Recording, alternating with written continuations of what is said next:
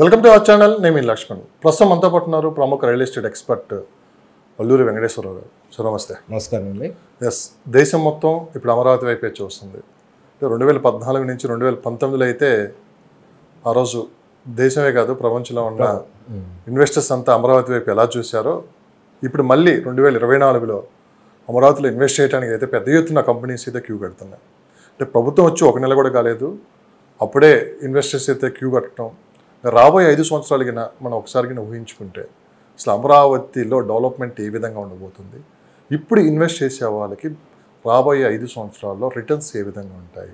ముఖ్యంగా ఏంటంటే ఇందులో మన ఫేస్గా మనకు ఆలోచిస్తే ఏంటంటే చంద్రబాబు నాయుడు గారి అంతకుముందున్న ఇప్పుడు 2024లో మన చంద్రబాబు నాయుడు గారు వచ్చారు. అంతకుముందు కూడా ఏంటంటే 2019 వరకు చంద్రబాబు నాయుడు గారే ఉండారు. 9.5 years ఉండారు, అంటే 2 terms ఉండారు. అప్పుడు కూడా ఇది 4th టైం అనమాట చంద్రబాబు నాయుడు గారు. ఎందుకంటే 1995 నుంచి కూడా 2004 వరకు కూడా ఉండటం జరిగింది. ఏంటంటే అక్కడ ముఖ్యంగా ఏంటంటే చంద్రబాబు నాయుడు గారి నాయకత్వం, ఒక వ్యక్తిత్వం, ఆయన ఉన్న కసి ఏది మనకు తెలుస్తుంది. ఏ విధంగా అంటే చూడండి, తనలో ఉన్న యొక్క ఏ విధంగా పని చేయాలి అనేది కూడా చాలా మార్పు అనేది వచ్చిందంటే తెలుస్తుంది ఇప్పుడు మనం చూస్తుంటే. ఎందుకంటే ఇప్పుడు గవర్నమెంట్, సెంట్రల్ గవర్నమెంట్ కూడా ఇప్పుడు ఎన్డీఏ కూటమిలో ఉన్నారు. ఇప్పుడు బీజేపీ, సెంట్రల్లో ఉన్న బీజేపీ కూడా మేము మినిస్టర్స్ని ఇన్ని కావాలని అడిగినా కానీ అడగటం కూడా, డిమాండ్ చేయటం కూడా జరగలేదు. డిమాండ్ చేయటం పోకూడదు. ఈవెన్ స్పీకర్ ఎలక్షన్ అప్పుడు కూడా ఏంటంటే మాకు ఈ పదవులు వద్దు, మాకు ఓన్లీ నిధులే మాకు వద్దు, మాకు గ్రాంట్సే కావాలి అనేది మాత్రము స్పష్టమైన రీతిలో అనేది తను వ్యక్తం చేయటం జరిగింది. నాకు అన్నిటికన్నా ముఖ్యము ఆంధ్రప్రదేశ్ని బాగా డెవలప్మెంట్ చేయాలి, ఆంధ్రప్రదేశ్లో అమరావతిని కూడా ఒక మంచి బ్రాండ్, వరల్డ్లో టాప్ క్లాస్ రాజధానిగా, సిటీగా డెవలప్ చేయాలనేది మాత్రం స్పష్టమైన రీతిలో చెప్పడం జరిగిందనమాట. అంటే ఇదేందుకు అంటే పాజిబిలిటీ ఏంటంటే అంతకుముందు పనిచేసిన దానికి ఆటోమేటిక్ మనం చూసాం ఈ 1 monthలో ఎన్ని జరుగుతున్నాయో. అంటే ఒక వ్యక్తిని బట్టి కూడా ఆ ట్రస్ట్ అనేది అంత లెవెల్లో చంద్రబాబు నాయుడుకు ఉన్నంత నెట్వర్క్, అటు ఇండస్ట్రియలిస్టులతో కానీ, అటు ఇన్వెస్టర్స్తో కానీ, అటు వివిధ దేశాల నాయకులతో కానీ ఆ నెట్వర్క్ అనేది అందరికీ కుదరదు. ఆయనకున్న మెయిన్ ఏంటంటే ఒక విజనరీ లీడరు. ఆయన ఏంటంటే ఇంకోటి ఏంటంటే మనం చూస్తే ఏంటంటే hard work, tough task master అనమాట. రిజల్ట్స్ ఎట్లా తీసుకురావాలో, ఎవరిని ఏ విధంగా ఉపయోగించుకోవాలో అనేది ఒక చాలా అందుట్లో మాస్టర్ అనమాట. అందుకని ఏంటంటే మనం ఎక్కడ చూసినా కానీ లీడర్స్లో ఇప్పుడు ఇండియాలో కూడా ఏంటంటే లీడర్ అనేది ఎలా ఉండాలి, ముఖ్యంగా రాజకీయాల్లో కానీ ఒక దేశాన్ని, ఒక రాష్ట్రాన్ని అభివృద్ధి చెందటంలో ఇటువంటి లీడర్ ఉంటే ఏ విధమైన ప్రాబ్లమ్స్ ఉండకుండా ఉంటాయి, బాగా రాష్ట్రాన్ని డెవలప్ చేయగలన్న ఒక ఇది ఉందన్నమాట. ఆయన చూసే కంపెనీస్ వస్తాయి ఒకటి. నెంబర్ 2, మెయిన్ ఏ రాష్ట్రమైనా మంచిగా డెవలప్ అవ్వాలంటే ఆ రాష్ట్రం యొక్క రహదారుల నెట్వర్క్ బాగుండాలి. రహదారులు, పోర్ట్లు, దానికి సంబంధించిన ఎయిర్పోర్ట్లు అన్నమాట. ఇవి ఇన్ఫ్రాస్ట్రక్చర్ డెవలప్మెంట్ ఎప్పుడైతే ఉంటుందో పరిశ్రమలకి తగ్గట్టుగా వాళ్ళకి అనుగుణంగా ఉంటే ఏంటంటే ఆటోమేటిక్గా ఇన్వెస్ట్మెంట్స్ వస్తాయి అన్నమాట. ఇప్పుడు మనం చూసాము రీసెంట్గా 2 రోజుల సునామీ పర్యటన చేశారు ఢిల్లీలో, ఎన్నో సాధించారు. అక్కడ 8 రహదారుల కొన్ని విస్తరణ అయితే పాత వాటిని విస్తరణ చేయబోతున్నారు. అట్లనే కొన్ని కొత్త రహదారులు కూడా ఏంటంటే గ్రీన్ ఫీల్డ్ రహదారిగా తీసుకురాబోతుంది. అంటే ఫర్ ఎగ్జాంపుల్ హైదరాబాద్ నుంచి డైరెక్ట్గా అమరావతికి అది స్పెషల్ డైరెక్ట్ అనమాట. 270 kilometers, 210 kilometers సుమారుగా కూడా ఏంటంటే ప్రపోజ్ చేయడం జరిగింది. యాక్సెప్టెన్స్ కూడా, అంగీకారం కూడా చేయడం జరిగింది సెంట్రల్ లెవెల్లో. అంటే ఎప్పుడేంటంటే మనం అడగటం కాదు, ఒకరిని రిక్వెస్ట్ చేయాల్సిన పని లేదు. మనం ఆ పరిశ్రమలకి అనుగుణంగా, వాళ్ళకి ఆదాయానికి అనుగుణంగా ఎప్పుడైతే మనం వాళ్ళకి ఫెసిలిటీస్ ఏర్పరుస్తామో వాళ్ళే వస్తారు. కంపెనీలు ఎందుకు రావండి? ఎన్నో కంపెనీస్ ఇప్పుడు కూడా ఏంటంటే ఫర్ ఎగ్జాంపుల్ ఫర్ ఎగ్జాంపుల్ చూసుకుంటే ఎంఆర్ఐ ఒక టాప్ మోస్ట్ ఇన్స్టిట్యూట్, ఏది మేనేజ్మెంట్ ఇన్స్టిట్యూట్, ఎన్నో సిఇఓస్ వాళ్ళని ప్రొడ్యూస్ చేసిన కంపెనీ, ఒక ఇన్స్టిట్యూట్ అనేది కూడా వాళ్ళ ఎన్నో కంపెనీలు. ఫర్దర్గా కంపెనీస్ గురించి చూస్తే ఈవెన్ బీపీసీఎల్ కూడా 60,000 crores ఆఫ్ రూపీస్లో. ఇట్లా కంపెనీలు అంటే ఆటోమేటిక్గా రావాలి, వాళ్ళే రావాలి. అట్లానే బెంజ్ కంపెనీ కానీ, జాగ్వార్ కంపెనీ కానీ, మహేంద్ర కంపెనీస్ కానీ, ఇవన్నీ ఏంటంటే ఇప్పుడే అసెస్ చేస్తున్నాయి అన్నమాట. ఇది 1 month అయింది. ఇంకా చూడండి ఫర్దర్గా ఏ విధంగా ఉండబోతుంది అనేది డెఫినెట్గా ఎక్సలెంట్గా ఉండబోతుంది. ఇది డెవలప్మెంటు. అందుట్లో కూడా ఏంటంటే రిటర్న్స్ అనేది రియల్ ఎస్టేట్ పరంగా ఎక్కడ చేసినా కానీ చాలా బాగుండబోతుంది. ఏంటి అనేది మనం ఫర్దర్గా మనం డిస్కస్ చేద్దాము. అంటే పరిశ్రమలకు తగ్గట్టుగా వాతావరణం చేయటము, దానికి తగ్గట్టుగా రహదారులను కానీ ఇన్ఫ్రాస్ట్రక్చర్ని డెవలప్ చేయడంలో మెయిన్ ఇంపార్టెన్స్ ఇస్తున్నారన్నమాట, ఏది మన చంద్రబాబు నాయుడు. అట్లానే ఆంధ్రప్రదేశ్కి ఏంటంటే ఒక అద్భుతమైన డెవలప్మెంట్కి సహజ వనరులతో కూడిన కొన్ని రిసోర్సెస్ ఉన్నాయి చాలా చోట్ల. ఖనిజాలు కానీ వీటిల్లో కానీ వాటిని ఉపయోగించుకుంటే డెవలప్మెంట్ అనేది పొటెన్షియల్ చాలా ఎక్కువ ఉంటుంది. ఇంకొకటి పాయింట్ చూసుకుంటే ఆంధ్రప్రదేశ్కి ఏంటంటే సెకండ్ లాంగెస్ట్ కోస్టల్ కారిడార్ ఉంది. అది సుమారుగా 976 kilometers ఆఫ్టర్ గుజరాత్ అనమాట. అంటే ఎప్పుడు నేను తీర ప్రాంతాల్లో ఉన్న ఏంటంటే తీర ప్రాంతాల్లో స్పెసిఫిక్గా డెవలప్మెంట్స్ చాలా అద్భుతంగా ఉంటాయి వాటి యొక్క కంపెనీస్ కానీ, ఎందుకంటే ఎక్స్పోర్ట్ పాసిబిలిటీ ఎక్కువ ఉంటుంది.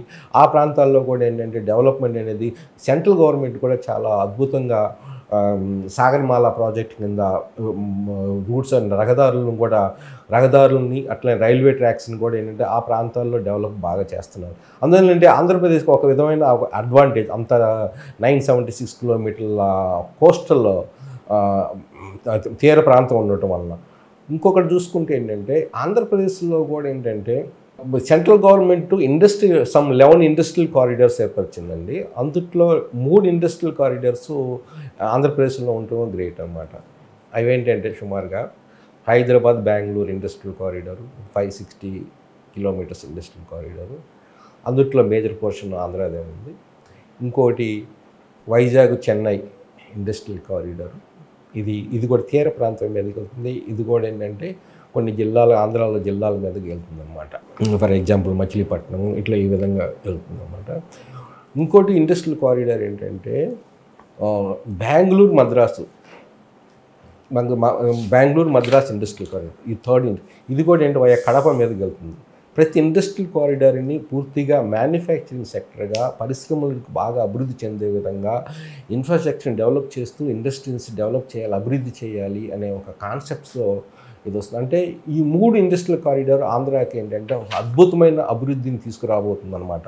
అట్లనే మనం చూసాము చంద్రబాబు నాయుడు గారు ఏంటంటే ఒక వెల్త్ క్రియేటర్ అన్నట్టు చెప్పవచ్చు. మనము వెల్త్ క్రియేషన్ ఎట్లా చేస్తారంటే తనకి వచ్చిన వాటిని డెవలప్మెంట్ చేస్తున్న ఇవన్నీ ఏంటంటే దాని యొక్క రిజల్ట్స్ని ఫలితాలని సంక్షేమం మీద ఉపయోగించబోతున్నారు. ఇప్పుడు కూడా ఏంటంటే మనకి సిఆర్డిఏ క్యాపిటల్ రీజన్లో కూడా ఏంటంటే 33,000 acres ల్యాండ్ అయితే మనకి క్యాపిటల్ సిటీకి తీసుకున్నారు. అందులో కూడా అన్నిటికీ పోను కొంత 8,000 acres కూడా మిగలొచ్చు అనేది అంటున్నారు చాలా.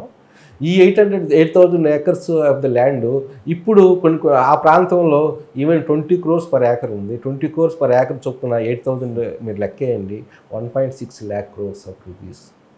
అంటే ఇది దాన్ని మళ్ళీ పెట్టుబడిగా మళ్ళీ దాన్ని డెవలప్ చేయడానికి అంటే వెల్త్ క్రియేషన్ మీద నమ్ముతారన్నమాట.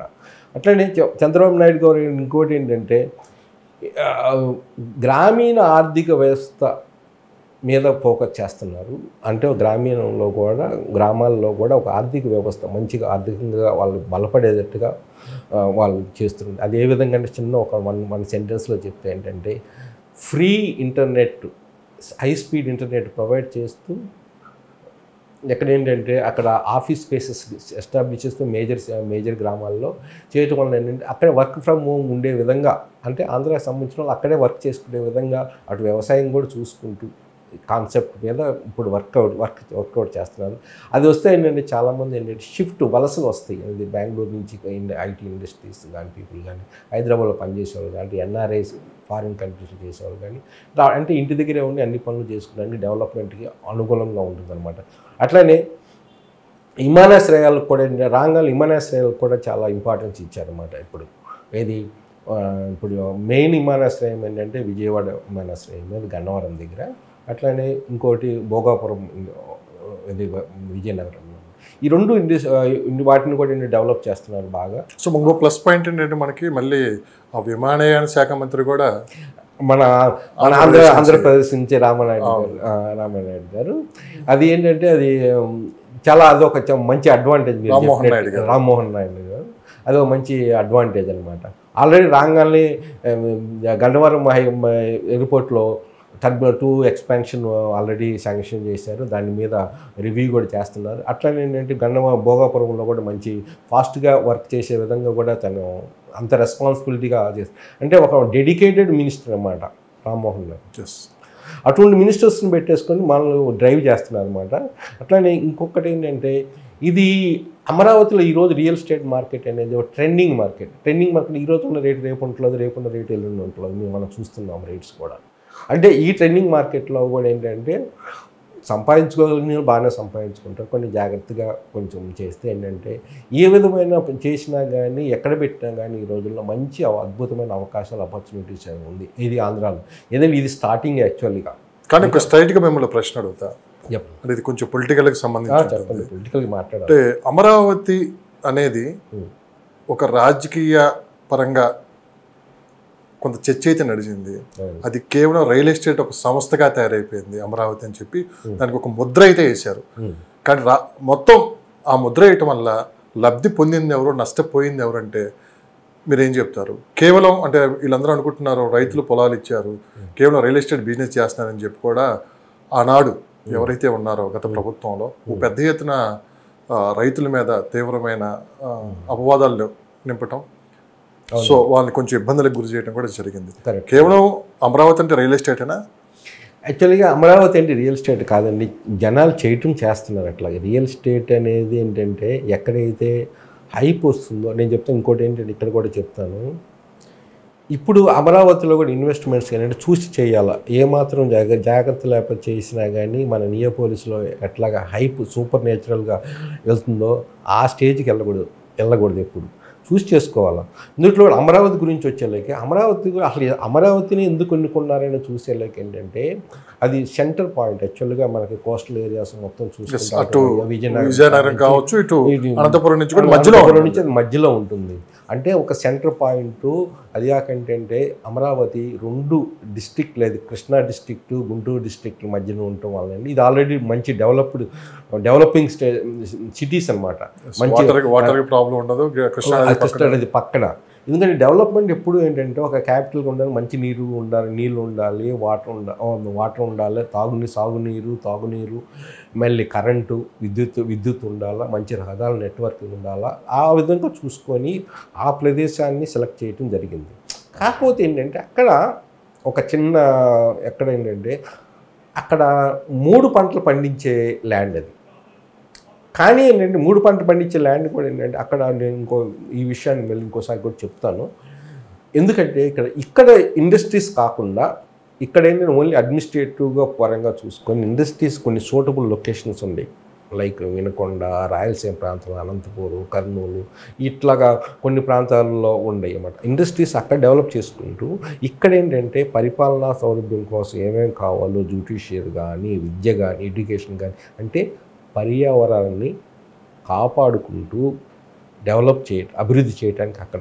అందుకని ఇందాక చెప్పాను ఒక దాంట్లో కూడా గ్రామీణ ఆర్థిక వ్యవస్థ డెవలప్ చేసుకోవటం అనేది అది ఏంటంటే పర్యావరణానికి సంబంధించిందనమాట. ఇది వాతావరణాన్ని ఎఫెక్ట్ చేయకుండా, అంటే పొల్యూషన్ లేకుండా, పొల్యూషన్ ఇండస్ట్రీస్ రాకుండా, అంటే అటువంటి ఇండస్ట్రీస్ ఎక్కడా కానీ అమరావతి కానీ ఆ ప్రాంతం అంటే గ్రీనరీని డిస్టర్బ్ చేయకుండా అభివృద్ధి చేయగలిగిన ప్రాంతం అది. అదేవిధంగా చేస్తారని కూడా మనం ఆశిద్దాం. ఎందుకంటే ఇండస్ట్రీసే డెవలప్ చేయాలంటే ఇది ఎప్పుడు ఇండస్ట్రీస్ ఎక్కువ వస్తూ ఉండే, కొన్ని ఇండస్ట్రీస్ పొల్యూషన్ ఉండవు. Like food processing industries, dairy industries, animal husbandry, ఇవన్నీ అంటే గ్రామాలని ఆర్థికంగా బాగా డెవలప్ చేస్తుంది. అంటే ఆర్థిక వ్యవస్థ బాగా పటిష్టంగా ఉంటుంది, కానీ పొల్యూషన్ ఉండదు. పొల్యూషన్ ఉండే కంపెనీస్ మీరు చూసుకుంటే అంటే ఫార్మా కంపెనీస్, కెమికల్ కంపెనీస్ ఇటువంటివి అనమాట. మ్యానుఫ్యాక్చరింగ్ ఎక్కువ అంటే దీనికి తగ్గట్టుగా ఆంధ్రప్రదేశ్కి తగ్గట్టుగా అమరావతికి కూడా తగ్గట్టు కొన్ని ఇండస్ట్రీస్ ఉంది. అవి కొన్ని అవాయిడ్ చేయగలిగితే అది చాలా బెస్ట్ అనమాట. అంటే ఉంది నెగిటివ్గా, ఇది 3 పంటలు పండించే ల్యాండ్ అంత అవసరమా? కానీ అంటే తన కాన్సెప్ట్ ఏంటంటే ఒక బ్రాండ్గా, ఒక మనకి కొత్తగా అవకాశం వచ్చింది, దాన్ని ఒక మంచి బ్రాండ్గా, ఒక మంచి వరల్డ్లోనే ఒక మంచి సిటీగా, ఒక స్మార్ట్ సిటీగా డెవలప్ చేయాలి అనే ఉద్దేశంతో అక్కడ తీసుకోవడం జరిగింది. దాని ఉద్దేశానికి కూడా ఏంటంటే వాతావరణానికి సంబంధించినవి కాకుండా మిగతాయి. అందుకని ఏంటంటే కొన్ని ఇండస్ట్రీస్ తెలంగాణకు సూటబుల్ అండి, కొన్ని ఇండస్ట్రీస్ ఆంధ్రాకి సూటబుల్. అది కూడా మనం సార్ నా పాయింట్ అదే సార్. అంటే అమరావతి అనగానే రియల్ ఎస్టేట్ అన్నారు సార్. అమరావతి కాదు, ఇంకో చోటు వైజాగ్ అనుకుందాం. ఇప్పుడు వైజాగ్లో ఏం జరుగుతుంది? రియల్ ఎస్టేట్ ఏం జరుగుతుంది? ఎక్కడైనా చూడండి, అభివృద్ధి అనేది ఎప్పుడైతే ఉంటుందో రియల్ ఎస్టేట్ వస్తుంది. 100%. రియల్ ఎస్టేట్తోనే అభివృద్ధి కూడా ఉంటుంది ఒకసారి. ఇప్పుడు హైదరాబాద్ అది హైదరాబాద్లో ఇప్పుడు చూడండి, హైదరాబాద్లో కూడా ఎక్కడికి వెళ్ళినా కానీ రేట్స్ ఎట్లా ఉండే మనం చూసాము. అంతకుముందు కూడా కామెంట్స్ కూడా వచ్చింది, హైదరాబాద్లో తెలంగాణ ఏరియా 1 ఎకరం అమ్మితే ఆంధ్రాకి వెళ్ళి 10 ఎకరాలు కొనవచ్చు. ఇప్పుడు ఫ్యూచర్లో అమరావతిలో 1 ఎకరం అమ్మితే ఇక్కడికి వచ్చేసి 10 ఎకరాలు చుట్టుపక్కల దూరంగా వెళ్ళిపోయి కొనవచ్చు అనేది కూడా కాన్సెప్ట్. అంటే ఈరోజు ఎడ్ల బండి రేపు ఓడలు రావచ్చు, రేపు ఓడలు ఈరోజు ఎడ్ల బండి కూడా. అంటే మారుతూ ఉంటుంది పరిస్థితులు. ఏంటంటే వచ్చే లీడర్ని బట్టేసేసి మనం చూసే దృక్పథాన్ని బట్టి మైండ్ సెట్ని కూడా ఉంటుంది. ఇప్పుడు అమరావతి ఎందుకే అంటే ఇప్పుడు మన జగన్ గారు చేశారు, అదే అమరావతి కాదు, అటు వైజాగ్ని, కర్నూలుని, ఇక్కడ ఇది ఇట్లా ఈ మూడింటిని క్యాపిటల్ పెట్టి ఏమైందండి, అది అట్టర్ ఫెయిల్యూర్. ఎన్నో రావాల్సిన కేంద్ర సంస్థలు ఇంతవరకు కూడా రాలేదు. ఒక స్టేట్కి కావాల్సిన అన్ని బ్యాంక్స్ పరంగా కానీ, ఇన్సూరెన్స్ కంపెనీస్ కానీ, ఆర్బీఐ కానీ అన్ని హెడ్ క్వార్టర్స్ ప్రతి స్టేట్లో ఉండాలన్నమాట. వాటి యొక్క బ్రాంచెస్ అవి ఇప్పుడు కూడా ఫుల్ఫిల్ అవ్వలేదు. కారణం ఏంటంటే క్యాపిటల్ ఏది, మొన్నటి వరకు ఆంధ్ర క్యాపిటల్ ఏది అంటే ఒక్క ప్లేస్ అనేది నిర్ణయించలేకపోయారన్నమాట. ఈరోజు అనేది ఒకటండి, రైట్ రాంగ్, ఎక్కువ పాజిటివ్సే ఉండేవి కానీ అమరావతి సెలెక్ట్ చేయడంలో నెగిటివ్స్ కన్నా డెఫినెట్గా ఆంధ్రప్రదేశ్లో మళ్ళీ ముఖ్యంగా అమరావతి ఫ్యూచర్లో మంచి రిటర్న్స్, అద్భుతంగా డెవలప్మెంట్ ఉంటుంది. ఆ డెవలప్మెంట్తో పాటు రిటర్న్స్ కూడా ఉండదు. ఈ సందర్భంగా మనం రైతుల గురించి కూడా మాట్లాడుకోవాలి సార్. ఎందుకంటే 1640 రోజుల సుదీర్ఘ పోరాటం, ఇది ప్రపంచ చరిత్రలోనే అత్యంత సుదీర్ఘ పోరాటం అనొచ్చు. అంటే రైతులు ప్రభుత్వం దగ్గర భూములు తీసుకోలే, రైతుల దగ్గరే ప్రభుత్వం ఆ రోజు భూములు తీసుకుంది. కరెక్ట్. ఓకే, వీళ్ళంతా ఇష్టపూర్వకంగా రాష్ట్రం కోసం ఇచ్చారు. తర్వాత ఇందుట్లో కొంత వాళ్ళు ఇచ్చిన ఎకరంలో 1000 గజాలేమో మళ్ళీ ప్రభుత్వం వెళ్ళి ఇచ్చింది, 1200 గజాలు. ఇక్కడ రైతులు చేసిన తప్పేంటండి? చూడండి ఒక్కటి విషయం, ఎందుకు రైతులు ఈ విధంగా ఒక 1640 రోజులు ఏకధాటిగా అదే చెప్పండి, ఎండా వాడాని లేక అదే ఇది కొంచెం మళ్ళీ రాజకీయంగా పోతుంది. రాజకీయంగా నేను చెప్తాను, వాళ్ళ త్యాగాన్ని మనం చేసుకోవాలి. అదేండి, చంద్రబాబు నాయుడు గారు గుర్తించి రైతుల కష్టాలను గుర్తించుకోవడం ఏంటంటే ప్రతి ఎకరానికి 1200 గజాలు అయితే ఇవ్వటం జరిగింది. ఆయన కాన్సెప్ట్ ఏంటంటే ఈరోజు కూడా ఎక్కడైనా కానీ డెవలప్మెంట్, ల్యాండ్ డెవలప్మెంట్ ప్లాటింగ్ చేయాలంటే 1 ఎకరం చేస్తే హెచ్ఎండి లిమిట్స్లో 2500 స్క్వేర్ యార్డ్స్ అట్లా వస్తాయి. అంటే మొత్తాన్ని వెల్త్ క్రియేషన్ అంటే ఇదే, మొత్తాన్ని డెవలప్ చేసినప్పుడు దాని రేట్స్ ఆటోమేటిక్ పెరుగుతాయి. ఇప్పుడు ఈరోజు ప్లెయిన్గా ఉన్న ల్యాండ్ ఒక 1 crore రూపీస్ ఉన్నప్పుడు పర్ ఏకర్ ఉన్నప్పుడు దాన్ని మనం విభజించి 1200 గజాలు కూడా మోస్ట్లీ 2 crores కూడా అవుతాయి. అంటే డెవలప్ చేసినప్పుడు, అభివృద్ధి జరుగుతున్నప్పుడు, రేట్స్ పెరుగుతున్నప్పుడు అన్నప్పుడు రైతులు లాభపడ్డారా, నష్టపోయారా? నష్టపోయారు. ఎప్పుడు నష్టపోయారు చెప్పండి. చంద్రబాబు నాయుడు ప్రభుత్వం పోయి జగన్ గారి ప్రభుత్వం వచ్చినప్పుడు ఎలక్ట్ చేసుకుంది ఎవరండి? ఈవెన్ గుంటూరు ఆ ప్రాంతంలో కూడా చంద్రబాబు నాయుడు పార్టీని గెలిపించలా. అవును, అంటే చెప్తున్నాను, విషయం చెప్తాను, ఉన్న వాస్తవం వాస్తవం జరిగింది. అదే రైతులు చంద్రబాబు నాయుడు మళ్ళీ నమ్మలేదు. మళ్ళీ జగన్కి ఒక్కసారి ఛాన్స్ ఇవ్వమని అడగడం వల్ల కానీ మళ్ళీ చంద్రబాబు నాయుడు ఆ టైంలో గెలిపించారు. అప్పుడు దాన్ని ఒక పర్యవసానం అనుభవించారని చెప్పొచ్చు. కానీ ఎట్టకేళ్ళకైనా కానీ ఈరోజు వాళ్ళు సంతృప్తిగా ఒక మంచి స్టేజ్లో ఉన్నారని చెప్పొచ్చు. కష్టపడ్డారు.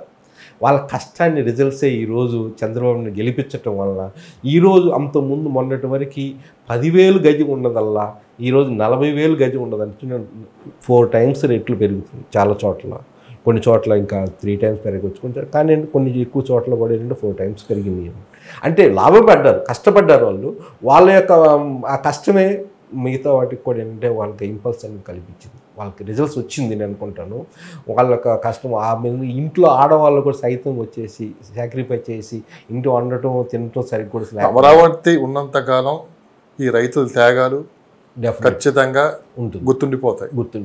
చరిత్రలో ఇది ఒక సువర్ణ అధ్యాయం అనుకుంటుంది. రీసెంట్గా కూడా ఏంటంటే ఇప్పుడు మామూలుగా సీడ్ యాక్సెస్ రోడ్లో కూడా కొంత పొలాలు కావాలి అంటే దానికి కూడా వాళ్ళు అంగీకరించి ఇప్పుడు పొలం కొంత ల్యాండ్స్ ఇవ్వటం జరిగింది. అంటే ఎప్పుడైనా కానీ అంటే వాళ్ళ యొక్క లాంగ్ సైటెడ్ విజన్ ఒకటి అభివృద్ధి చెందిద్ది. ఇంకోటి ఏంటంటే చంద్రబాబు మీద నమ్మకం. వాళ్ళకు కూడా ఏంటంటే మన రాష్ట్రాన్ని అభివృద్ధి చెందాలా, మనకు కొంచెం ఈరోజు నష్టపడినా కానీ అన్న కాన్సెప్ట్లో తీసుకొచ్చారు. వాళ్ళ యొక్క సాక్రిఫైసే ఈరోజు మన చంద్రబాబు నాయుడు గారు రావటం, అభివృద్ధి కూడా అట్లా ఉండటం, రేట్లు కూడా పెరగటం, అందుట్లో డోకాయే లేదు. అంటే నేను ఫైనల్గా ఏంటంటే అమరావతి అంటే రియల్ ఎస్టేట్ కాదు, డెఫినెట్ కాదు, 100% పెట్టుబడి ఎంతోమంది సాక్రిఫైసెస్ ఉన్నాయి ఇంట్లో, ఎంతోమంది సాక్రిఫైస్. రేపు మీరు ఇంకా అద్భుతాలు చూడొచ్చేమో. రేపు అమరావతి అభివృద్ధి దేశంలోనే లేకపోతే వరల్డ్లోనే మంచి సిటీగా డెవలప్ అయింది. ఎన్నో లక్షల మందికి జీవనోపాధి. హైదరాబాద్ ఉంది ఇప్పుడు, హైదరాబాద్ ఇప్పుడు ఎన్నో లక్షల మందికి ఇక్కడ జీవనోపాధి. అలానే అమరావతిలో కూడా మనం అంతే ఉద్యోగాలు సృష్టిస్తారు అక్కడ. అదే మీరు చిన్న ఎగ్జాంపుల్ చెప్తాను. ఇప్పుడు కోర్ సిటీని ఏది అమరావతి సిటీని క్యాపిటల్ సిటీని 9 cities-గా మళ్ళీ సబ్ డివైడ్ చేశారు. అందులో ఒక ఎలక్ట్రానిక్ సిటీ ఉంది. ఆ ఎలక్ట్రానిక్ సిటీలోనే వితిన్ 10 years-లో more than 15 lakh employees generate చేయాలి. 5 years-లో 10 years-లో అంటే ఒక టార్గెట్, ఒక టైం బౌండ్ టార్గెట్స్తో వెళ్తున్నారు అనమాట. It's not a simple joke అనమాట. చూడండి, వితిన్ 1 month-లో ఎన్ని డెసిషన్స్, ఎంత ఫాస్ట్గా, ఇంత ట్రెండీగా ఉంటుందని ఎవరూ ఊహించుకుంటూ ఉంటారండి. ఈవెన్ సెంట్రల్ లెవెల్లో కూడా ఊహించలే డెఫినెట్గా. అంటే అందరికీ అందని అద్భుతాలు సృష్టించగలగటంలో చంద్రబాబు నాయుడు గారు దిట్ట. ఎవరి దగ్గర ఏవేవి మాట్లాడాలి చూడండి. ఎక్కడ చూసినా కానీ మీరు చంద్రబాబు నాయుడు గారిలో కూడా చూడండి. ఎక్కడ మొన్న సెంటర్లో 2 రోజుల పర్యటనలో కానీ విజ్ఞప్తి చేశారు కానీ డిమాండ్ చేయలేదు ఎక్కడ. అట్లనే ఇక్కడ తెలంగాణలో మళ్ళీ నెక్స్ట్ డే 2 రోజుల తర్వాత ఇక్కడి నుంచి వచ్చిన తర్వాత మళ్ళీ రేవంత్ రెడ్డి గారితో మీటింగ్ కూడా జరిగింది. ఇక్కడ కూడా ఏంటంటే 2 రాష్ట్రాల యొక్క వాళ్ళ యొక్క ఇబ్బందులను కూడా గ్రహించి 2 రాష్ట్రాలు అభివృద్ధి చెందాలి, ఏ విధంగా చేస్తే అభివృద్ధి చెందుతుంది అనే విధంగానే పోయారు. కానీ ఎక్కడ ఏంటంటే క్లాషెస్తో, వివాదాలతో అభివృద్ధి రాదు అనేది చంద్రబాబు నాయుడు గారి కాన్సెప్ట్. వివాదాలతో రాదు, కలిసి ఉండి కలదు సుఖం అన్నట్టుగా కలిసే ఉందాము, మంచిగా ఉంటూనే 2 రాష్ట్రాలని డెవలప్ చేద్దాం అనే కాన్సెప్ట్ ఏంటనేది అది అందరికీ రాదండి. సో ఇంకొక ప్రశ్న సార్, అందరికీ ఉన్న డౌటే, నాకు తెలిసి మీకు కూడా డౌట్ ఉంటుంది.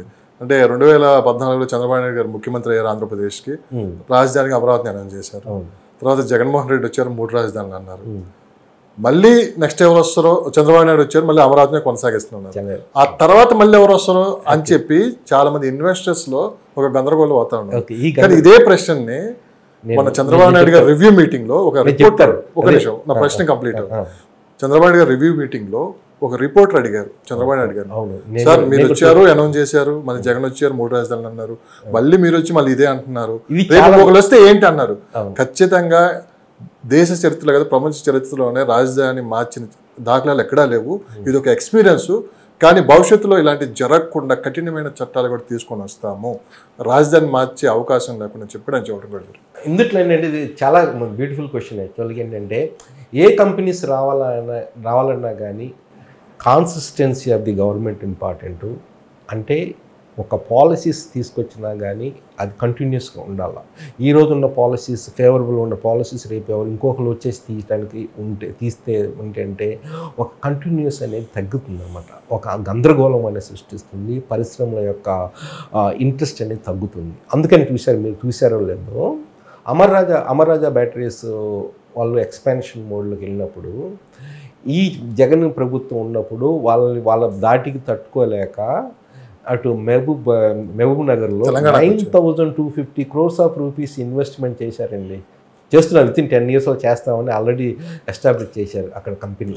అంటే ఇటువంటి నష్టాలు చాలా జరిగినాయి జగన్ గారి వలన.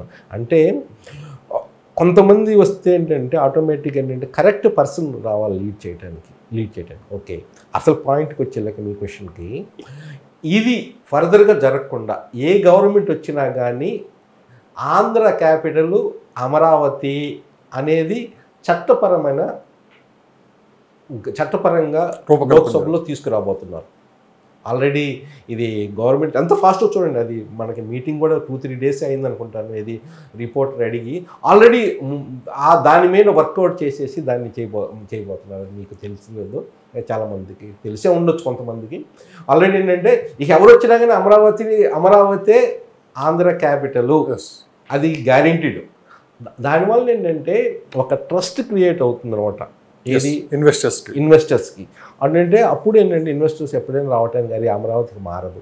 అమరావతి మారినప్పుడు అమరావతిలో పొటెన్షియల్ ఉంది డెవలప్మెంట్కి, అభివృద్ధికి అభివృద్ధికి ఆంధ్రాలో కూడా డెవలప్మెంట్ ఉన్నప్పుడు ఏంటంటే ఆటోమేటిక్గా ఏంటంటే ఇన్వెస్ట్మెంట్స్ వస్తాయి.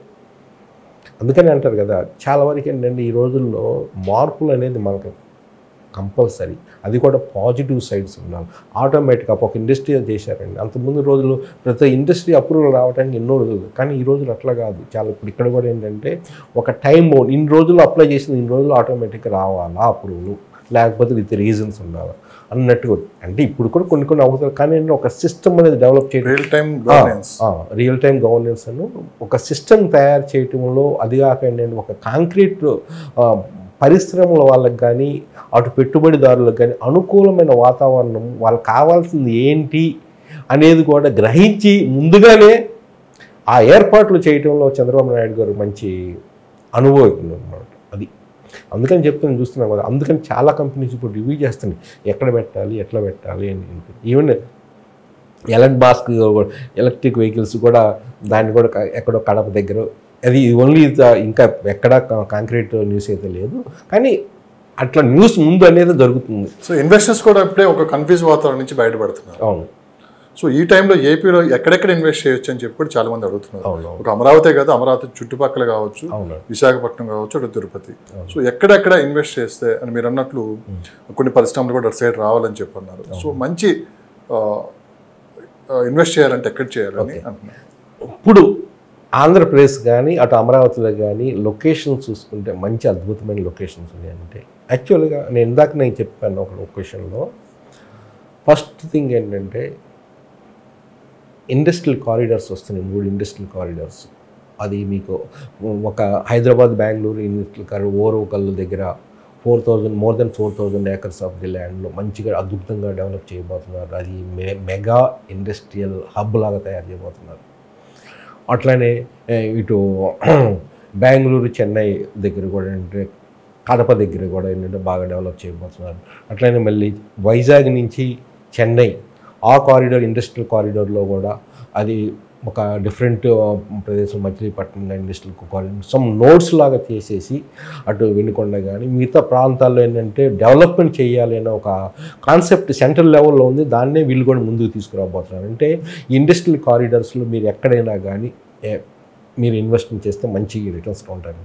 నెంబర్ 2, ఇప్పుడు మనకు తెలిసిందే హైదరాబాద్లో ఔటర్ రింగ్ రోడ్డు ఏ విధంగా అద్భుతాలు సృష్టించింది అభివృద్ధి పరంగా, ఇన్వెస్టర్స్కి ఏ విధంగా రిటర్న్స్ ఇచ్చింది అనేది అందరికీ తెలిసింది, ఎన్ని రెట్లు ఇచ్చింది అనేది.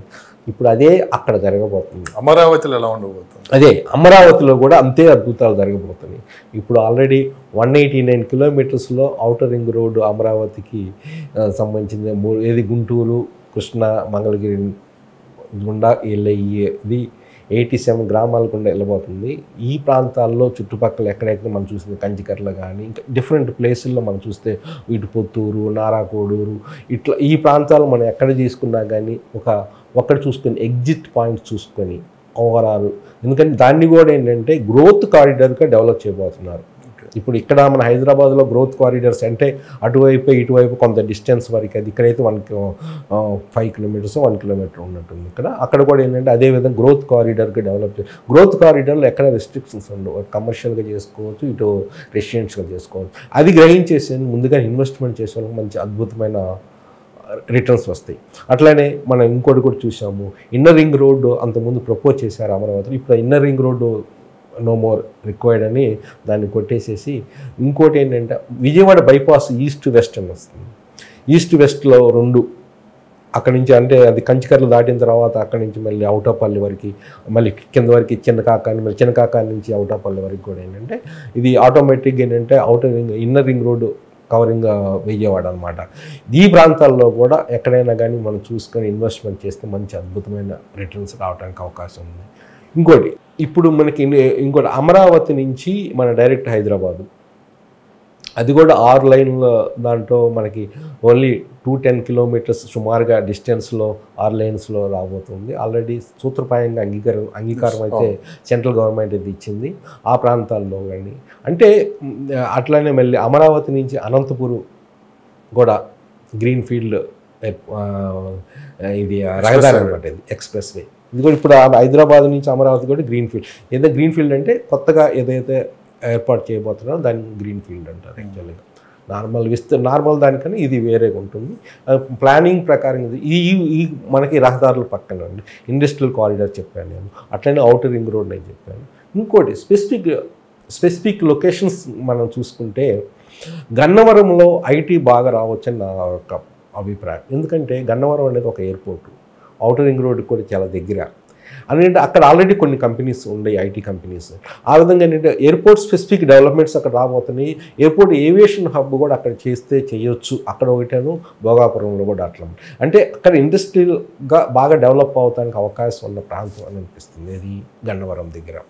ఇంకోటి ఏంటంటే మళ్ళీ ఈ చుట్టుపక్కల ఏరియాస్లో ఎక్కడ తెనాలి, కాకినాడ, ఈ కొన్ని టైర్ 2 కాకినాడ ఆల్రెడీ స్మార్ట్ సిటీలో లిస్ట్లో ఉంది. అట్లనే వైజాగ్లో కూడా ఏంటంటే వైజాగ్లో ఆర్గానిక్ గ్రోత్ ఉంటుంది డెఫినెట్గా, ఎవరున్నా లేకుండా డెవలప్మెంట్. ఇది యాక్చువల్గా వైజాగ్లో ఇది అద్భుతమైన అవకాశం ఉంది అక్కడ కూడా. ఎందుకంటే ఇప్పుడు ఇది బయర్స్ మార్కెట్. అమరావతి చేయటం వల్ల అక్కడ రియల్ ఎస్టేట్ అనేది కొంచెం స్తబ్దత వచ్చింది. అంటే ఇప్పుడు ఆ బయర్స్ మార్కెట్ అనమాట. అమరావతి వల్ల ఎందుకంటే ఇప్పుడు డబ్బు అనేది కొంచెం లిమిటెడ్గా ఉంటుంది. అవన్నీ ఒకవైపు తీసుకొస్తే ఆటోమేటిక్గా ఇప్పుడు నెగ్లెక్ట్. అంటే అక్కడికి వెళ్ళి ఇప్పుడు ఇన్వెస్ట్మెంట్ చేసిన ఎవరు రాకముందు ముందు చేసిన వాళ్ళకి ఎప్పుడు మంచి రిటర్న్స్ వస్తాయి. ఇప్పుడు కూడా అమరావతిలో డబ్బులు ఏదో కోట్లు సంపాదించిన వాళ్ళు చాలా తక్కువ మంది, 10% 5%. ఇది ముందు గ్రహించి ఎవరైతే పెట్టుబడి పెట్టారో వాళ్ళు సంపాదించగలిగారు. ఎవరైతే ఇప్పుడు హైప్ ఉండటం వల్ల ఎవరైతే ఇప్పుడు అమ్ముతున్నారో రైతులు అంతకుముందు తక్కువ ఉందని వాళ్ళు గెయిన్ అవ్వబోతున్నారు. ఇట్లాగనమాట. ఏ విధంగా ఏ రేటు పెడితే ఆ రేటు పెట్టే వాళ్ళు కూడా ఉండదన్నమాట. అట్లనే కాకినాడ, రాజమండ్రి, ఇటు మళ్ళీ వినకొండలో కూడా మంచి ఇండస్ట్రీస్ రావడం అవుతుంది. అనంతపూరు, ఇవన్నీ ఏంటంటే మంచిగా ఫ్యూచర్లో. ఎందుకంటే ఇంకోటి చూశారు మీరు లేదో, ఇటు తెలంగాణకి ఆంధ్రాకి పోల్చుకుంటే ఏంటంటే ఆంధ్రాలో చాలా సిటీస్ అద్భుతమైన పొటెన్షియల్ ఉన్నాయి ఇది డెవలప్ అవటానికి. ఇక్కడికన్నా ఇక్కడ ఒకటి మన హైదరాబాదే లేకపోతే వరంగల్ చెప్తాం, ఈ రెండే మనకు తెలుసు. కానీ ఆంధ్రాలో మీరు ఏ సిటీస్ చూసుకున్నా కానీ అద్భుతమైన అవకాశాలు ఉన్నాయి అక్కడ. తెనాలి కానీ, అటు గుంటూరు కానీ, ఇటు విజయవాడ కానీ, ఈ ప్రాంతాల్లో కానీ స్టిల్ ఇప్పుడు కూడా ఏంటంటే డెవలప్మెంట్ ఇంకా రావాల్సింది ఉంది. కాబట్టి ఫర్దర్గా ఈ ప్రాంతాల్లో మీకు ఎక్కడ నూజివీడు ఒకటి, మళ్ళీ వినుకొండ, అనంతపురం ఇందాక చెప్పినట్టుగానే మచిలీపట్నం, మళ్ళీ మంగళగిరిలో మినీ హైటెక్ సిటీ కూడా రాబోతుంది. మంగళగిరి కూడా ఐటీ బాగా డెవలప్మెంట్ రాబోతుంది. ఎందుకంటే చాలా దగ్గర, అమరావతి దగ్గరే. అంటే అక్కడ అమరావతి దగ్గరలో ఇటు మంగళగిరి, అటు వచ్చలే గన్నవరం. అంటే ఈ ప్రాంతాల్లో కూడా ఆంధ్రప్రదేశ్లో ఎక్కడ ఉన్నా కానీ మంచిగా డెవలప్ అవుతాయి. ఇన్ఫ్రాస్ట్రక్చర్ అక్కడ. సో రోడ్స్ ఈ విషయంలో కేంద్ర ప్రభుత్వం కూడా చాలా సానుకూలంగా కూడా స్పందిస్తుంది. డెఫినెట్లీ అండి. ఇప్పుడు మొన్న వెళ్ళింది వీళ్ళు ఏవైతే ప్రపోజ్ చేశారో చాలా వరకు స్పందించి పాజిటివ్గానే చేశారు. ఇంకా మీరు విన్నారో లేదు, గడ్కరీ గారు ఏమన్నారు తెలుసా, ఔటర్ ఆంధ్రప్రదేశ్లో ఇప్పుడు అమరావతి చుట్టుపక్కల ఔటర్ రింగ్ రోడ్ని ఆధునిక టెక్నాలజీతో అవసరమైతే సిమెంట్తో కూడా చేసి కరకాలం ఉండేట్టుగా అద్భుతంగా డెవలప్ చేద్దాం అనేది ఒక ప్రయోగాత్మకంగా ఈవెన్ టాటా కన్సల్టెన్సీని కూడా కన్సిడరేషన్ తీసుకొని వాళ్ళ కన్సల్టెంట్స్గా చూసుకొని అద్భుతంగా డెవలప్ చేద్దాము, ఒక మార్క్గా డెవలప్ చేద్దాం అనే ఉద్దేశంతో కూడా ఉండాలన్నమాట. అంటే చూడండి, అంటే ఒక విధమైన ఏదైనా మనం తీసుకెళ్ళినప్పుడు ఏంటంటే ఇప్పుడు రేపు పొద్దున బాగా డెవలప్ అయింది అనుకోండి, ఆంధ్ర కానీ అటు ఇది కానీ కొంత పార్ట్ సెంట్రల్ గవర్నమెంట్ బీజేపీకి కూడా అది దాని యొక్క ఫలాలు వెళ్తాయి. అట్లా వెళ్ళాలంటే అప్పుడు వెళ్తేనే అప్పుడు వాళ్ళు కూడా ఏంటంటే ఇంకా ఆంధ్రాకి డెవలప్ చేస్తారని మనం ఆశిద్దాం. డెఫినెట్లీ చాలా అనుభవం ఉంది రియల్ ఎస్టేట్లో మీకు. ఒక విషయం స్పష్టంగా చెప్పండి, అమరావతిలో ఇక ముందు జరగబోయే అభివృద్ధిని చూసి దృష్టిలో పెట్టుకొని ఇన్వెస్ట్ చేయాలా, చంద్రబాబు నాయుడు గారిని చూసి ఇన్వెస్ట్ చేయాలంటే మీరు ఏం చెప్తారు? చూడండి, ఇది చంద్రబాబు నాయుడు ఉండటం వల్లనే ఇప్పుడు మొన్న కూడా అమరావతి ఉంది. ఏది చంద్రబాబు నాయుడు రానప్పుడు, ఏది జగన్ గారు ఉన్నప్పుడు. ఈరోజు మొన్న అమరావతికి, మొన్న ఆంధ్రప్రదేశ్కి, ఏది ఈ ఎలక్షన్స్ ముందు ఉన్న ఆంధ్రప్రదేశ్కి ఇప్పుడున్న ఆంధ్రప్రదేశ్కి డిఫరెన్స్ మీరు చెప్పాలండి. 100% చేంజ్ కనపడుతుంది. అంటే ఒక వ్యక్తిని బట్టి ఒక లీడర్ని బట్టి ఆ స్టేట్ని లీడ్ చేసే వ్యక్తిని బట్టేసి, అతని యొక్క విజన్ని బట్టేసేసి, అతని యొక్క మైండ్ సెట్ అభివృద్ధి చేయాలని ఒక కసి చంద్రబాబు నాయుడులో ఉంది. 5 years అయితే గ్యారంటీ కదండి. 5 years అయితే డెఫినెట్గా. నెక్స్ట్ కూడా ఏంటంటే ప్రజలు మళ్ళీ చంద్రబాబు గారిని ఎన్నుకుంటారని మనం ఆశిద్దాం. అంటే అప్పుడు ఏంటంటే ఇంకా బాగా డెవలప్. చూడండి, అప్పుడు జగన్ గారికి వచ్చిన తర్వాత ఒక స్టేటే ఒక 10 years వెనక్కి వెళ్ళింది అనేది మనం చాలామంది చెప్తున్నారు. ఏ విధంగా జగన్ గారి వలన, జగన్ చీఫ్ మినిస్టర్లో ఉండటం వలన ఏంటంటే అప్పటికి అక్కడ కొన్ని కంపెనీస్ ఆయన ఉండటం వల్ల రాకపోవటం వల్ల జగన్ గారి వలన కలిగిన నష్టము ఈ రాష్ట్ర విభజన నష్టం కన్నా ఎక్కువ అని చెప్తున్నారు. మీరు పాయింట్ గ్రహించారు. అంటే సరైన వ్యక్తి పగ్గాలు పడితే, రాష్ట్ర పగ్గాలు పడితే అభివృద్ధి అనేది డోకా ఉండదు. అభివృద్ధి డోకా ఉన్నప్పుడు ఆ యొక్క లెవెల్ ఆఫ్ డెవలప్మెంట్ కానీ, ఎంప్లాయ్మెంట్ కానీ, ప్రజలకి ఎక్కడికి పోవాల్సిన పని లేకుండా కానీ, కాస్ట్ ఆఫ్ లివింగ్ కూడా ఏంటంటే ఇంతున్నా కానీ ఇన్కమ్ అనేది వస్తుంది, జనరేట్ అవుతుంది. ప్రజలకు కూడా ఏంటి సాటిస్ఫాక్షన్ అవ్వదు. మీకు ఇక్కడ ఇంకో పాయింట్ కూడా నేను చెప్తే బాగుంటుంది. గ్రామీణ ఆర్థిక వ్యవస్థను చెప్పట్లేదు, ఎక్కడికో వెళ్ళే బదులు అటు ఆమె బెంగళూరులో చాలామంది అన్సాటిస్ఫైడ్ మన ఓన్ ఆంధ్ర నుంచి చాలామంది వెళ్ళిపోయి అక్కడ ఉండేవాళ్ళు కూడా రెడీగా ఉండాలి. ఇటువైపు వాళ్ళ దృష్టిలో పెట్టుకొని కూడా ఏంటంటే ఈ కాన్సెప్ట్ తీసుకురావడం జరిగింది. కాన్సెప్ట్ ఏంటి? Free high speed network provide చేస్తూ గవర్నమెంటే ప్రొవైడ్ చేస్తుంది. ఫ్రీ ఆఫీస్ స్పేస్ గవర్నమెంటే ప్రొవైడ్ చేస్తుంది. మీరు ఏం లేదు, ఒక్కసారి అక్కడికి వచ్చేసి మీరు వర్క్ ఫ్రమ్ హోమ్గా కాన్సెప్ట్ అంటే మీ యొక్క ఉన్న ప్రాంతాల్లో, మీ ఉన్న ప్లేసుల్లో దగ్గర ఉంటూ మీ యొక్క వ్యవసాయాన్ని కూడా పంటలు ఉంటే రైతులు చూసుకుంటూ చేసుకోండి. ఇందులో పర్యావరణానికి దెబ్బతినకుండా గ్రేట్ కాన్సెప్ట్ ఇది. అంటే ఒక లీడర్ అనేది న్యూ థింగ్స్ తీసుకొస్తేనే ఎప్పుడు ఆటోమేటిక్గా ఏంటంటే ఇంకా కొత్తవి వస్తాయి. ఇండస్ట్రీ 5-10 సంవత్సరాలు ఇవన్నీ చూడబోతున్నాం మనం. డెఫినెట్ 10 yearsలోకి అయితే నేను చెప్పగలనండి ఏది నేను చేస్తుంది. కానీ 5 yearsలోకి వచ్చే ఒక విజిబుల్ చేంజెస్ అయితే రాబోతుంది. ఒక విజిబుల్ చేంజెస్ అయితే 5 yearsలో రాబోతుంది. ఈవెన్ వీళ్ళు చెప్తుంది ఏంటంటే గవర్నమెంట్ కూడా 3 years అంటున్నారు. 3 yearsలో అయ్యేది కాదు, మోస్ట్లీ 5 years పట్టవచ్చు డెఫినెట్గా. ఏది అమరావతి కానీ ఆ ప్రాంతం. ఎందుకంటే మన లాస్ట్ 5 yearsలో మనం చూసాము. 2019 ముందు కూడా చంద్రబాబు నాయుడు గారే ఉన్నారు.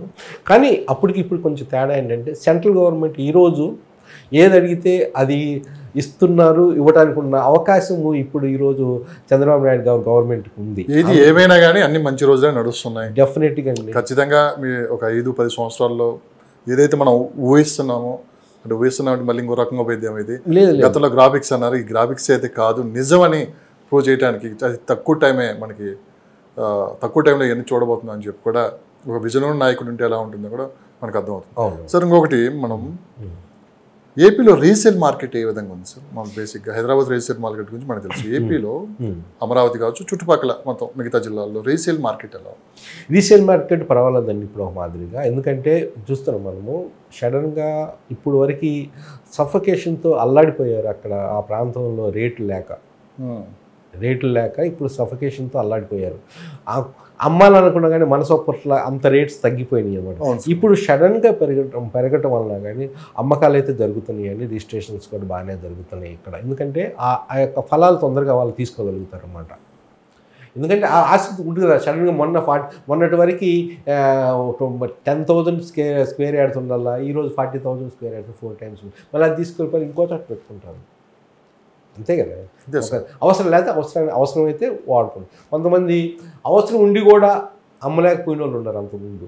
ఇప్పుడు వాళ్ళకి అద్భుత అవకాశం. అందువల్ల రీసేల్ కూడా చాలా చోట్ల ఉంది. కాకపోతే ఏంటంటే ఎప్పుడు రీసేల్ మార్కెట్ అనేది మనకి ఒక యావరేజ్గా తెలుస్తుంది మనకి. ఎప్పుడు ఏంటంటే ఎక్కడ పడితే అక్కడికి వెళ్ళిపోయి రీసేల్ మార్కెట్లో కూడా మనం అక్కడికి వెళ్ళిపోయి ఒక టైం స్పెండ్ చేసేసి యావరేజ్ రేట్స్ చూసుకొని ఆ యావరేజ్ రేట్కి తగ్గ ఎక్కడైతే మనకి మంచి ఛాయిస్ ప్రాపర్టీస్ దొరుకుతాయో మనం అక్కడ తీసుకుంటే ఇంకా మంచి రిటర్న్స్ రావడానికి అవకాశం ఉంది. అది స్మార్ట్ ఇన్వెస్ట్మెంట్ అని మనం గ్రహించాలి. వాళ్ళు ఏది రేట్ చెప్తే అది మనకు అమ్మటం కూడా కాదు. ఇప్పుడు ఏంటంటే అక్కడ సెల్లర్స్ మార్కెట్ ఉంది. రేట్స్ ఈరోజు ఉన్న రేట్స్ రేపు ఉంటుంది రేట్స్. ఎందుకంటే అంత ఫాస్ట్గా కూడా డెవలప్మెంట్ అభివృద్ధి అనేది చేంజ్ అవుతూ ఉంది. అన్ని కొత్త కొత్త ప్రయోగాలు చేస్తున్నట్టే లెక్క అనుకోండి. సో గత 1 month నుంచి గమనించామంటే ప్రభుత్వం వచ్చి కూడా 1 month అవుతుంది. సో అమరావతిలో రిజిస్ట్రేషన్లు ఏ విధంగా నడుస్తున్నాయి?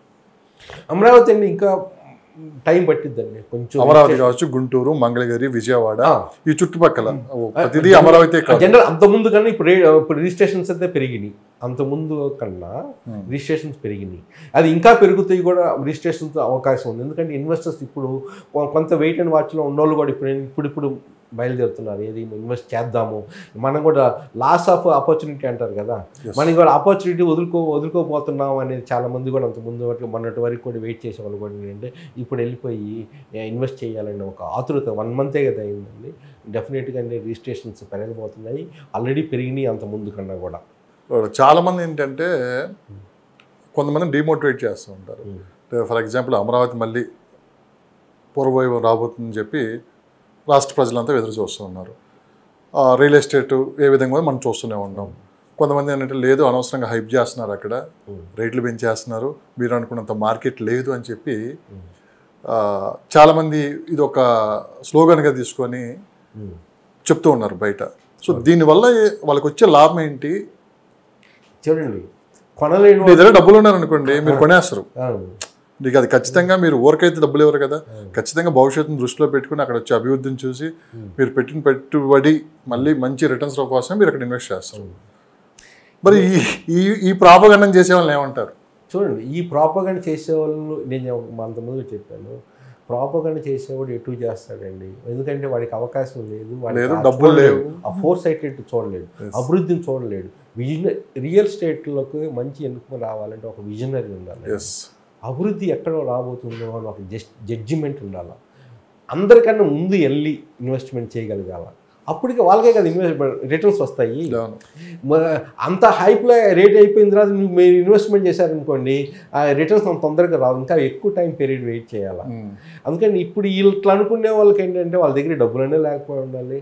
లేకపోతే ఏంటంటే అరే వాళ్ళకి కొంతమంది అసూయ కొంచెం ఉండొచ్చు, ఏది డబ్బులు సంపాదించి అక్కడ ఆంధ్రాలో ఎక్కువ బాగుపడుతున్నారు, మనం ఎందుకు బాగుపడ అనేది మైండ్ సెట్. అందరికి చెప్పలేము, కొంతమంది మైండ్ సెట్ అనేది కొంత ఉంటుంది. నెగిటివ్ ఎక్కడైనా ఉన్న వాస్తవాలు మనం మాట్లాడాలి. వాస్తవాలు ఏంటంటే వాస్తవం గురించి మాట్లాడాలి మనం. బాగా అభివృద్ధి చెందటానికి అవకాశం ఉందా లేదా ఒక క్వశ్చన్ అడుగుతాను నేను మన వ్యూయర్స్ని. అభివృద్ధి చెందటానికి పొటెన్షియల్ ఉందా లేదా? ఇప్పుడు ఈ 1 monthలో ఏవే స్టెప్స్ తీసుకున్నారు, అవన్నీ వస్తే రేట్స్ ఇట్లానే ఉంటాయా? ఎన్ని కంపెనీస్ రాబోతున్నాయి, ఎన్ని కంపెనీస్ క్యూలో ఉన్నాయి? మనం పెట్టుకున్నాం ఇప్పుడు ఏది జాగ్వార్ ఒకటి, మళ్ళీ మహీంద్రా ఒకటి, ఎలాంటి మాస్క్ కూడా వాళ్ళని కూడా కొంచెం ట్రై చేస్తున్నారు. మళ్ళీ ముబ్బాల్దానో ఏదో ఒక కంపెనీ అబుదాబి నుంచి ఒక company 1 lakh crores of rupees invest చేయబోతున్నారు అనేది కూడా ఒక న్యూస్ వచ్చింది. కియా కూడా విస్తరణ కూడా జరగబోతుంది, కియా వాళ్ళు కూడా ఎక్స్పాన్షన్ వెళ్ళబోతున్నారు. ఇవన్నీ ఏంటంటే ఒక మచ్చు తొణుకులు అన్నీ. ఇప్పుడు అన్నం ఉడికిందా లేదని ఎట్లా మనం ఒక మెతుకు చూస్తాం, అట్లనే 1 monthలో ఏంటంటే ఇప్పుడు కొన్ని స్టెప్స్. ఇంకోటి ఏంటంటే ఇప్పుడు ఆల్రెడీ మీరు చాలామంది అంటారు 1 lakh crores rupees వీళ్ళ దగ్గర చాలా అప్పులు ఉన్నాయి అంటారు. కానీ ఏంటంటే ఇప్పుడు ఆల్రెడీ మీరు చూస్తే మనకు తెలిసిందే 50,000 60,000 crores of rupees బీపీసీఎల్కి మచిలీపట్నం దగ్గర రాబోతుందా లేదా? అట్లనే ముబదల కంపెనీ వాళ్ళు కూడా 1 lakh crores of rupeesలో రాబోతున్నారా లేదా? అట్లనే ఇవన్నీ చెప్తున్నారు అడ్వాన్స్.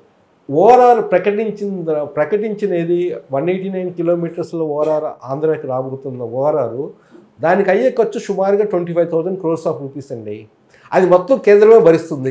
అవును, అది మనకి ఆంధ్రాకి వచ్చినట్టా కాదా? 25,000 కోట్లు ప్రత్యక్షంగా వచ్చినట్లే కదా. ఇప్పుడు ఆల్మోస్ట్ చాలా వరకు కూడా నిధులు కేటాయించబోతున్నాయి. ఇది వెనుకబడిన జిల్లాలకు కానీ బుద్ధివేలు తరహాలో కొంచెం వెనుకబడిన జిల్లాలకు కూడా కొంత ఆర్థికంగా వెసులుబాటు చేయాలని కూడా మనం రిక్వెస్ట్ చేయడం జరిగింది. దానికి కూడా ఫేవరబుల్గానే స్పందించినట్టు తెలుస్తుంది. అందుకనే మొన్న ఫైనాన్స్ మినిస్టర్ కూడా కలవటం జరిగింది, సెంట్రల్ ఫైనాన్స్ మినిస్టర్ని. ఎందుకంటే రేపు బడ్జెట్ 23 జూలైలో బడ్జెట్లు కూడా ఈ బడ్జెట్ని చూసుకొని మనకు తెలిసిపోతుంది చాలా వరకు. ఇంకా ప్రాక్టికల్గా సెంటర్ ఏ విధంగా స్పందించి ఆర్థిక సహాయం చూద్దాం. అంటే ప్రభుత్వం వచ్చి 1 month అవుతుంది, చేంజెస్ కనపడుతున్నాయి, కొంచెం పాజిటివ్ అక్కడైతే వైబ్స్ కనపడుతున్నాయి. కొంతమంది ఇన్వెస్టర్స్ కూడా కొంత అటువైపు చూడటం కూడా ఇప్పుడే స్టార్ట్ చేశారు. ఇప్పుడే విజిటర్స్ కూడా పెరుగుతున్నారు. సో భవిష్యత్తు ఎలా ఉంటుందని కూడా ప్రత్యక్షంగా వెళ్ళి అక్కడ ఎంక్వైరీ కూడా చేసుకుంటున్నారు. ఎంక్వైరీ చాలా పెరిగినాయి. చివరి ప్రశ్న, మీరు ఒక నిజం చెప్పాలి. చెప్పండి.